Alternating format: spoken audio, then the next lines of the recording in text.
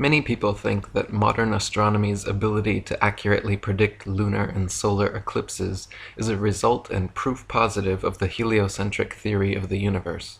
The fact of the matter, however, is that eclipses have been accurately predicted by cultures worldwide for thousands of years before the heliocentric ball Earth was even a glimmer in Copernicus's imagination.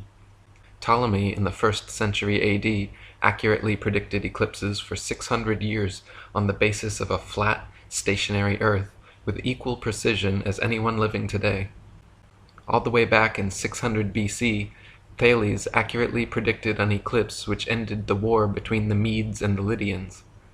Eclipses happen regularly with precision in 18-year cycles, so regardless of geocentric or heliocentric, flat or globe Earth cosmologies, eclipses can be accurately calculated independent of such factors. Samuel Rowbotham said, "Those who are unacquainted with the methods of calculating eclipses and other phenomena are prone to look upon the correctness of such calculations as powerful arguments in favor of the doctrine of the Earth's rotundity and the Newtonian philosophy generally. One of the most pitiful manifestations of ignorance of the true nature of theoretical astronomy is the ardent inquiry so often made, 'How is it possible for that system to be false which enables its professors to calculate to a second of time both solar and lunar eclipses for hundreds of years to come?' The supposition that such calculations are an essential part of the Newtonian or any other theory is entirely gratuitous and exceedingly fallacious and misleading. Whatever theory is adopted, or if all theories are discarded, the same calculations can be made."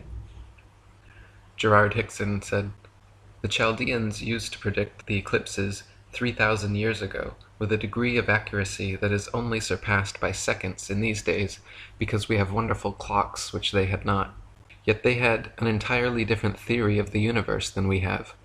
The fact is that eclipses occur with a certain exact regularity, just as Christmas and birthdays do, every so many years, days, and minutes, so that anyone who has the records of the eclipses of thousands of years can predict them as well as the best astronomers without any knowledge of their cause." Samuel Rowbotham said, "The simplest method of ascertaining any future eclipse is to take the tables which have been formed during hundreds of years of careful observation, or each observer may form his own tables by collecting a number of old almanacs, one for each of the last 40 years, separate the times of the eclipses in each year, and arrange them in a tabular form. On looking over the various items, he will soon discover parallel cases, or cycles of eclipses, that is, taking the eclipses in the first year of his table, and examining those of each succeeding year, he will notice peculiarities in each year's phenomena, but on arriving to the items of the 19th and 20th years, he will perceive that some of the eclipses in the earlier part of the table will have been now repeated, that is to say, the times and characters will be alike. Tables of the places of the sun and moon, of eclipses, and of kindred phenomena have existed for thousands of years, and were formed independently of each other by the Chaldean, Babylonian, Egyptian, Hindu, Chinese, and other ancient astronomers. Modern science has had nothing to do with these." Another assumption and supposed proof of Earth's shape, heliocentrists claim that lunar eclipses are caused by the shadow of the ball Earth occulting the moon.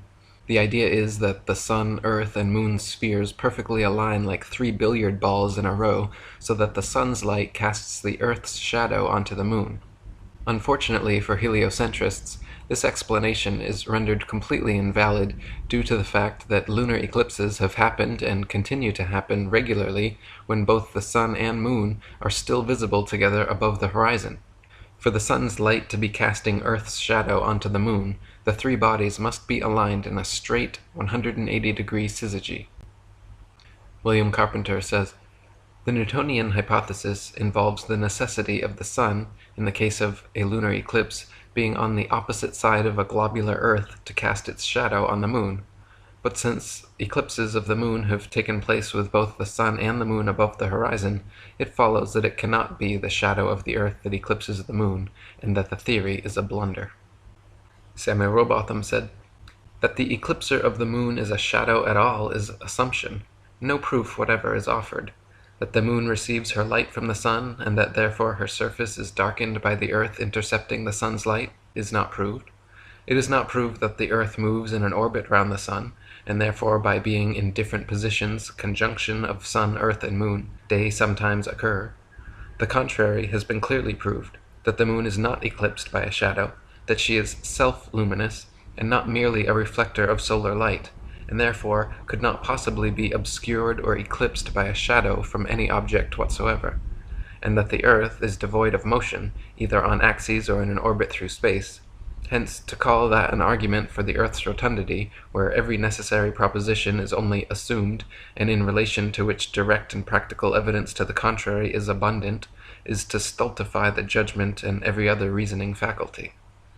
And F.H. Cook wrote, "According to the globular theory, a lunar eclipse occurs when the Sun, Earth, and Moon are in a direct line, but it is on record that since about the 15th century, over 50 eclipses have occurred while both the Sun and Moon have been visible above the horizon. As early as the time of Pliny, there are records of lunar eclipses happening while both the Sun and Moon are visible in the sky.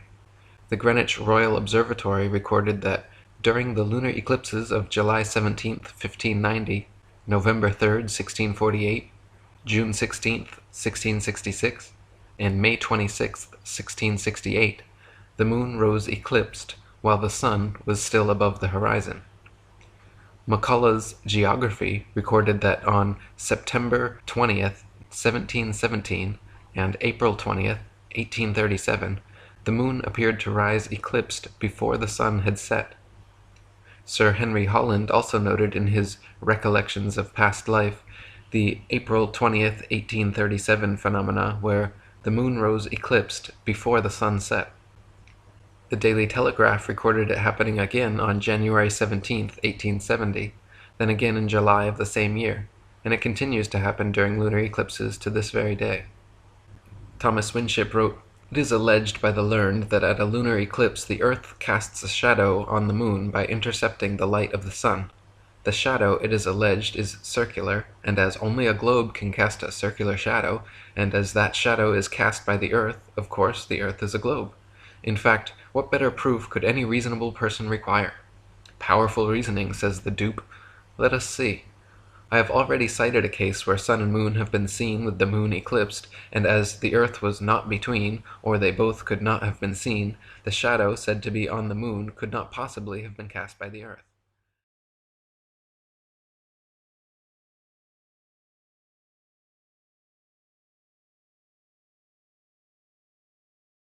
Recording? Mm-hmm. Am I on? Yes. Am I on? Shush. So it's December 10th, about 6:30 in the morning. It's about 18 degrees out here, and we're standing on top of Cahokia Mounds, just east of St. Louis. Behind me is a full moon, which will soon be going into a full lunar eclipse as it sets, kind of a rare experience, while at the same time behind us, the sun is already beginning to rise. So this could be a very interesting and beautiful experience. Okay, so it's now about 7:04 a.m.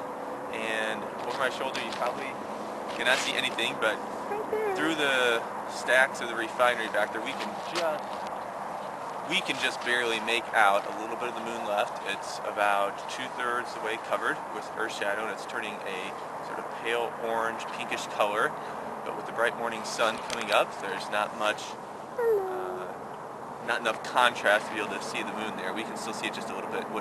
Well, it is now officially 7:08, and if you look behind us, the sun is just starting to peek up over the trees. We can't quite see the sun, and behind us, yeah, the moon has pretty much disappeared into eclipse, but otherwise